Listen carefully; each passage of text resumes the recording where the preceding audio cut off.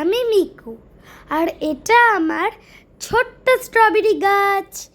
দেখো পাতাটা কি কিউট, আর এই কড়িগুলো আমার মতো ছোট আর কিউট।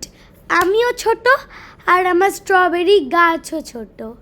আমার তো স্ট্রবেরি খেতে খুব ভাল লাগে, ওই জন্যে আমার মা আমাকে স্ট্রবেরি গাছ কিনে দিয়েছে।